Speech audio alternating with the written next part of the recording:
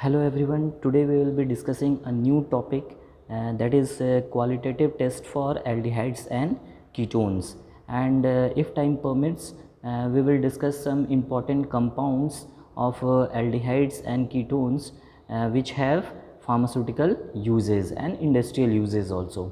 So let's start the lecture. First we will discuss qualitative test for aldehydes and ketones. So, aldehydes and ketones can be detected by various qualitative tests, like they form crystalline addition product with sodium bisulfite solution.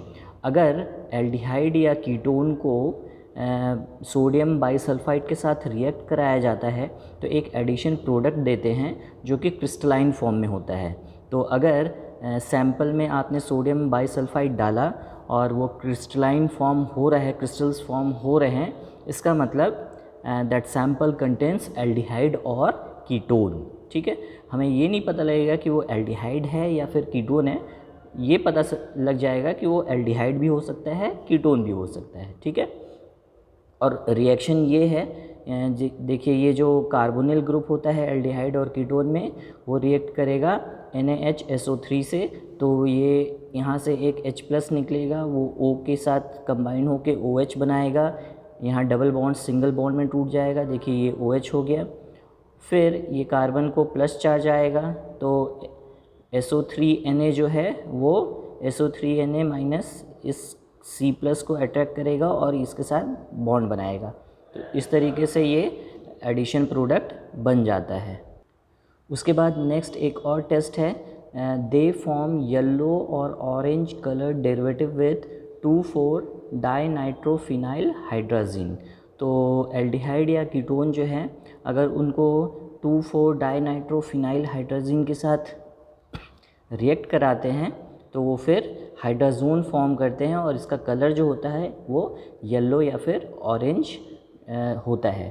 तो अगर 2,4 dinitrophenyl hydrazine के साथ sample को add करते हैं और अगर yellow या ऑरेंज कलर आ रहा है, इसका मतलब सैंपल जो है वो एल्डिहाइड या फिर कीटोन उसमें प्रेजेंट है. तो इस तरीके से हम ये डिटेक्ट कर सकते हैं कि whether the sample contains aldehyde और कीटोन. ठीक है, अब देखते हैं कुछ ऐसे टेस्ट जिससे हम ये डिस्टिंग्विश कर सके कि सैंपल एल्डिहाइड है या फिर कीटोन है. ठीक है, अभी तक हमने क्या देखा कि सैंपल जो है उसमें एल्डिहाइड या कीटोन कुछ भी हो सकता है. ये हमने अभी देखा कि ये जो दो टेस्ट डिस्कस किए उससे ये पता चल रहा है कि सैंपल में एल्डिहाइड भी हो सकता है, कीटोन भी हो सकता है.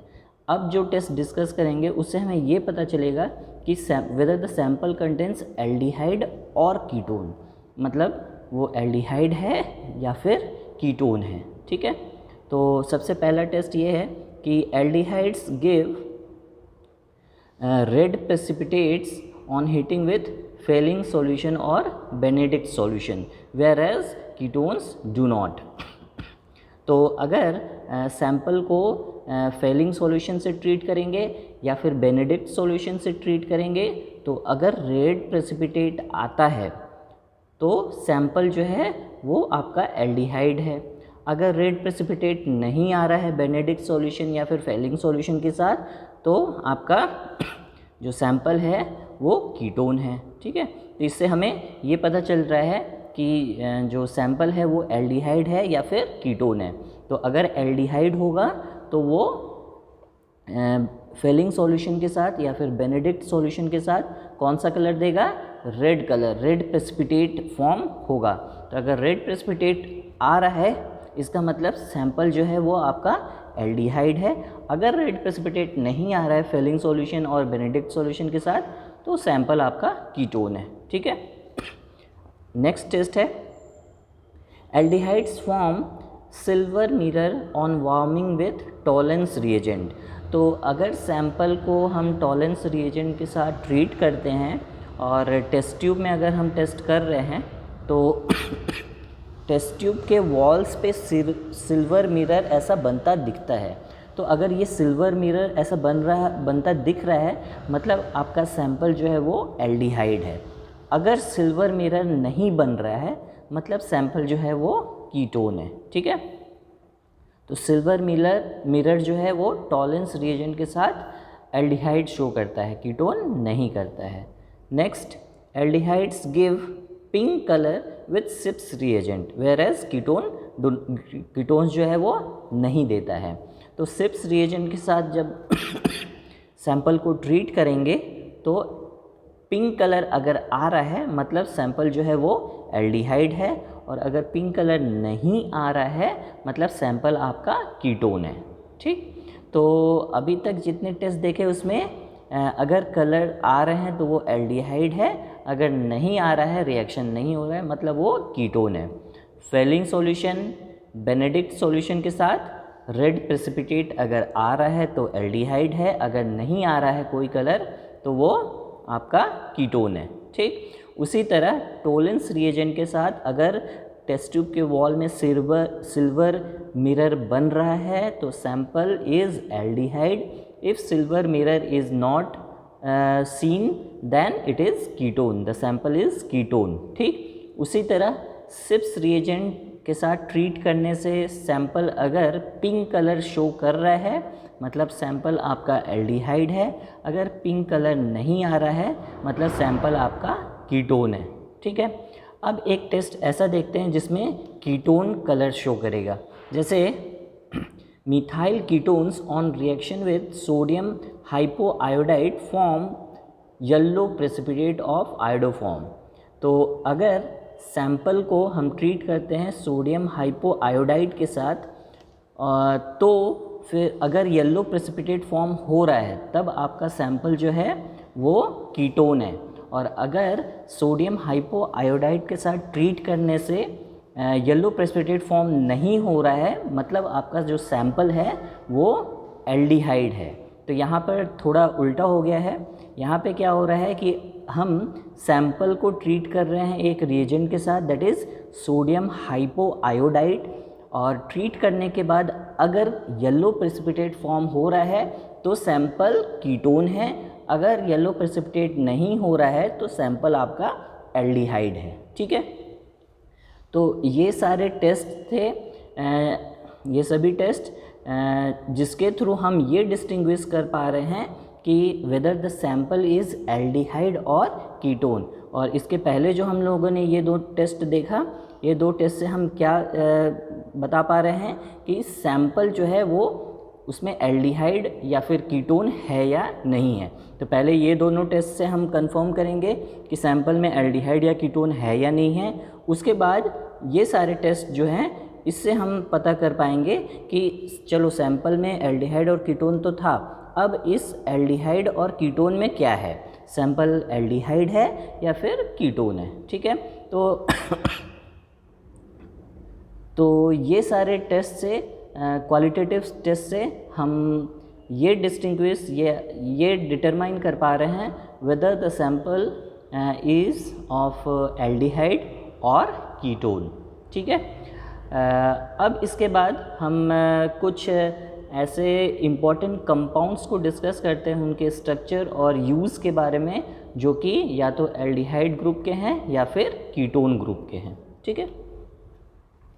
फर्स्ट कंपाउंड है फॉर्मल्डिहाइड। सो फॉर्मल्डिहाइड कम्स अंडर एल्डिहाइड। तो फॉर्मल्डिहाइड का देखिए ये स्ट्रक्चर है, HCHO होता है, ये स्ट्रक्चर है इसका, ठीक है। HCHO इसका फॉर्मूला है, and this formaldehyde is used as fabric grease resistant fabric को बनाने में यूज़ होता है। Then stabiliser in photography, then वाट के ट्रीटमेंट में यूज़ होता है। यूज्ड इन पेंट्स एक्सप्लोसिव में एज इंग्रेडिएंट यूज़ होता है ये formaldehyde, and then also as solvent, तो एज सॉल्वेंट भी ये यूज़ होता है। तो ये सारे यूजेस हैं फॉर्मल्डिहाइड के, ठीक है। Next compound is paraldehyde. So this paraldehyde also comes under aldehyde group. So ये आपका देखिए स्ट्रक्चर है पैरल्डिहाइड का, ठीक है, ये पैरल्डिहाइड का स्ट्रक्चर हो गया। और इसका यूज़ ये है कि it is one of the ingredients in cough suppressant syrups. तो कफ सप्रेसेंट जो सिरप्स आते हैं कफ को ट्रीट करने के लिए, उसमें पैराल्डिहाइड यूज़ होता है एज इंग्रेडिएंट। इन रेसिन मैन्युफैक्चरिंग में यूज़ होता है, एज प्रिजर्वेटिव यूज़ होते हैं। बहुत सारे फार्मास्यूटिकल प्रोडक्ट्स में प्रिजर्वेटिव क्या करता है, प्रोडक्ट को प्रिजर्व करके रखता है, जितना भी उसका सेल्फ लाइफ होता है उसके लिए ये पैराल्डिहाइड यूज़ होते हैं। In epileptics as CNS depressant, तो so paraldehyde is also used as CNS depressant. CNS depressant use होता है, एज CNS डिप्रेसेंट ये यूज़ होता है, इसीलिए इपिलेप्सी में भी ये यूज़ होता है। ठीक है। Next compound is acetone, and this acetone comes under ketone group. ये कीटोन ग्रुप में आता है, पहले दो एल्डिहाइड में आते थे, ये कीटोन में आता है। देखिए स्ट्रक्चर से भी पता चलेगा, CH3CO CH3, तो ये कीटोन ग्रुप यहाँ पर प्रेजेंट है, तो ये इसका स्ट्रक्चरल फॉर्मूला है। ठीक है। और एसीटोन जो होता है उसका यूज़ देख लेते हैं। It is used as solvent in plastics, then synthetic fibres, nail polish remover. तो नेल पॉलिश रिमूवर में, एज नेल पॉलिश रिमूवर ये एसीटोन यूज़ होता है। ठीक है। कॉस्मेटिक्स में ये आ गया। Then it is also used in cement, then use to clean laboratory equipments. तो लेबोरेटरी इक्विपमेंट्स को क्लीन करने के लिए भी एसीटोन यूज़ होता है। और एसीटोन इसलिए यूज़ होता है क्योंकि ये वोलेटाइल नेचर का होता है। आपने वॉश किया, क्लीन तो हो गया, और उसके बाद ये ईजिली इवापोरेट भी हो जाता है। ठीक है। Next compound is chloral hydrate.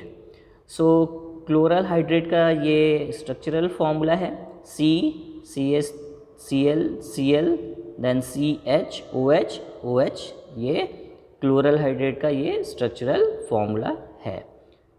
This chloral, अब इसका यूज़ देख लेते हैं। So chloral hydrate is used as sedative, ये एज सिडेटिव यूज़ होता है in treatment of insomnia. Sedative है तो इंसोम्निया में यूज़ कर सकते हैं, मतलब स्लीप को इंड्यूस करने के लिए। अगर स्लीपिंग का प्रॉब्लम आ रहा है, नींद नहीं आ रही है, तो उसमें क्लोरल हाइड्रेट यूज़ होता है। It is used as ingredient for microscopic investigation. इसका मतलब ये है कि अगर माइक्रोस्कोपिक इन्वेस्टिगेशन किया जा रहा है, किसी भी प्लांट या एनिमल के पार्ट को हम माइक्रोस्कोप में देख रहे हैं, तो उससे पहले स्टेन करते हैं। अब स्टेनिंग करते हैं तो उसमें chloral hydrate one of the ingredient होता है। एक्चुअली क्लोरल हाइड्रेट क्या करता है कि जो भी आपके डर्ट पार्टिकल हैं उनको वो हटा देता है और क्लीन कर देता है सेल को, ताकि वो बहुत ही क्लियर दिखे माइक्रोस्कोप में। तो माइक्रोस्कोपिक इन्वेस्टिगेशन जब करते हैं तो chloral hydrate is one of the important ingredients in staining those cells. To treat alcohol withdrawal symptoms, alcohol withdrawal symptoms को ट्रीट करने के लिए क्लोरल हाइड्रेट यूज़ होता है। Next compound is hexamine. Hexamine जो है, देखिए हेक्सामीन का ये है स्ट्रक्चर, ये देखिए ये स्ट्रक्चर है, ये हेक्सामीन का स्ट्रक्चर हो गया। And this hexamine is used in production of phenolic resins, treatment of UTI, urinary tract infection को ट्रीट करने के लिए हेक्सामीन यूज़ होता है। Then as food additive, preservative, in explosives, silver stain of methenamine is used in histology, histology में भी use होता है ये। ठीक है। उसके बाद नेक्स्ट कंपाउंड है cinnamaldehyde. So this is the structure of cinnamaldehyde. And cinnamaldehyde जो होता है it is used as flavouring agent in ice creams, ice cream में flavouring agent as flavouring agent use होता है। Then candies, beverages, chewing gums, इन सब में as flavouring agent cinnamaldehyde use होता है। In treatment of diarrhoea, arthritis, तो डायरिया एंड आर्थराइटिस को ट्रीट करने के लिए भी यूज़ होते हैं ये सिनेमल्डिहाइड। देन जो सिनेमल्डिहाइड है इसकी एक एंटीऑक्सीडेंट प्रॉपर्टी भी है। तो बहुत सारे कॉस्मेटिक्स जो कि स्किन के लिए यूज़ होते हैं या फिर उसमें ये सिनेमल्डिहाइड यूज़ हो सकता है, जो कि एंटीऑक्सीडेंट प्रॉपर्टी को इम्पार्ट करेगा प्रोडक्ट में। ठीक है, तो ये सारे कंपाउंड्स हैं जिनका मेडिसिनल यूज़ था, जो कि या तो एल्डिहाइड ग्रुप में आ रहे हैं या तो कीटोन ग्रुप में आ रहे हैं। और भी कुछ कंपाउंड्स हैं जो आते हैं, जैसे कि वेनिलीन हो गया। वेनिलीन ये देखिए, वेनिलीन का ये स्ट्रक्चर है, ये एल्डिहाइड ग्रुप में आता है, CHO ग्रुप है यहाँ पर। ठीक है, this is ring, 6 membered ring, CHO OCH3OH। ठीक है, and this vanillin is used as flavoring agent in food items like ice cream, creams, chocolates, baked items। तो इन सब में ये as flavouring agent vanillin use होता है। Then fragrance in perfumes, visualising agent in TLC मतलब thin layer chromatography. तो thin layer chromatography में spot को विजुअलाइज करने के लिए वेनिलीन्स यूज़ होते हैं। देन एज एंटीऑक्सीडेंट, इनकी एंटीऑक्सीडेंट प्रॉपर्टी भी होती है। देन इन कॉस्मेटिक्स, टूथपेस्ट, इन सब में वेनिलीन यूज़ होता है। ठीक है, next compound is benzaldehyde. This also comes under aldehyde group. देखिए ये स्ट्रक्चर है बेंजल्डिहाइड का। ठीक है, and this benzaldehyde is use to impart almond flavour. अगर आलमंड यूज़ नहीं करना है और किसी प्रोडक्ट में आलमंड फ्लेवर देना है तो बेंजल्डिहाइड यूज़ होता है। In dyes, then as bee repellent, honey bee को हटाने के लिए bee repellent, as bee repellent ये बेंजल्डिहाइड यूज़ होते हैं।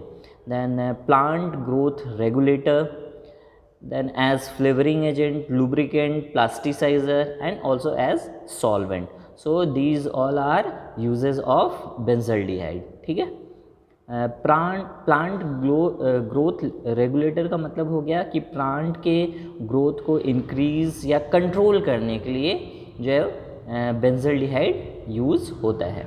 तो ये सारे कंपाउंड्स थे जो कि या तो एल्डिहाइड या फिर कीटोन्स के फैमिली में आते हैं, और ये सारे इनके फार्मास्यूटिकल या फिर इंडस्ट्रियल यूजेस थे, और सबका स्ट्रक्चर भी हम लोगों ने डिस्कस किया। तो फिर ये सारे कंपाउंड जो हैं ये बी फार्म के ऑर्गेनिक केमिस्ट्री सेकेंड सेमेस्टर में है। तो आई होप आप लोगों को समझ में आ गया होगा, और अगर कुछ डाउट होता है तो आप लोग कमेंट सेक्शन में क्वेश्चन करके पूछ सकते हैं, उसको आंसर किया जाएगा। ठीक है, तो आज के लिए फिर इतना ही। Thank you very much.